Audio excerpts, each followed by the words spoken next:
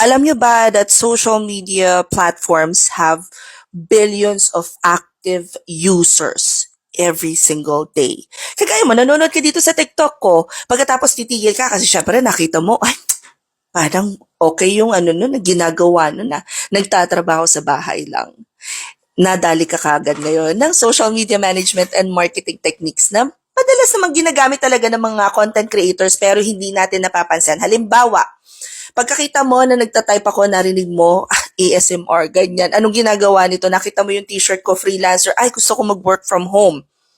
Guys, keep in mind that everything that you see on social media are actually part of yung role, yung ginagawa ng mga social media managers. So kung ikaw nakakagawa ka ng mga TikTok videos that gets hundreds of thousands of likes or views, ganyan. Ibig sabihin, you have this thing about marketing na hindi mo pa lang na-discover. This is something that I should have known long time ago, that I have this talent to get people's attention on parang alam mo yung kaya ko kayong patigilin sa pag-i-scroll. Mga ganung bagay. Anyway, I'm just doing client work right now, and then sabi ko, teka, magsagot ako ng mga comments dito sa TikTok. Sabi dito, sana SMM din sana mi. Social media management and marketing ang ibig sabihin ng SMM. So SMM could mean social media management or social media marketing. Ang difference lang nung dalawa is, are you there to just assist sa paggawa ng mga posts, assets, respond to comments, engage, or maggagawa ka na ba ng strategy para sa client mo, which leads to marketing. A lot of businesses after the pandemic happened are now discovering the potential of gaining more and more, nakita ko yung aso ko sa likod, gaining more and more customers through social media platforms.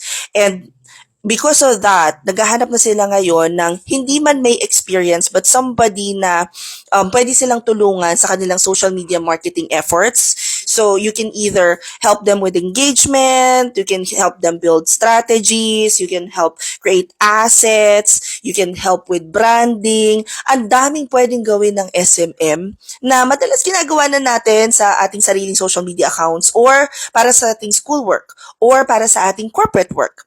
And hindi lang natin alam na, oh shoot, ganun pala yun. Now, how will you learn all of these things? Of course, para dyan, meron kaming solusyon. We actually have the juiciest. Kasi, yun yung feedback talaga ng mentee. Sabi, Mi, napaka-juicy, napakalaman. Sabi ko, si Alin, yung mentor o yung tinuturo? Pareho, Mi.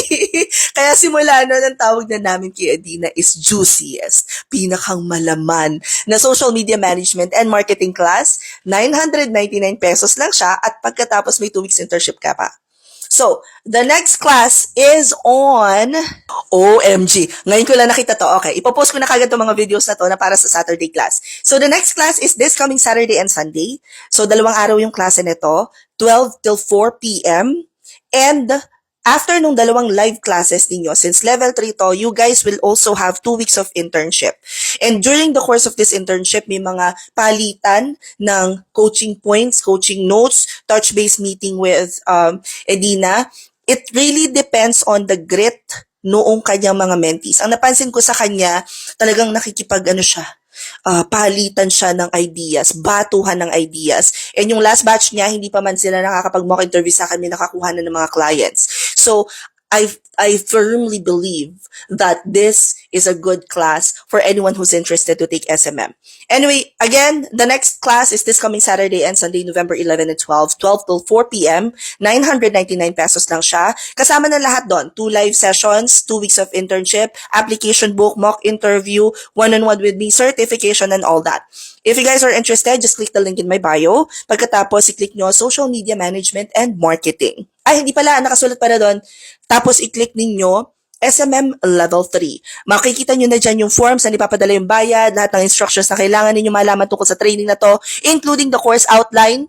Pag naisabit nyo yan, we will then send you over a calendar invite for the upcoming class. At pagkatapos, tuloy-tuloy na yon. Tuloy-tuloy na ang ligaya. So, hope this helps. Comment any questions you guys have about working from home. Follow for more work from home chismis and I'll see you at the classroom. Bye!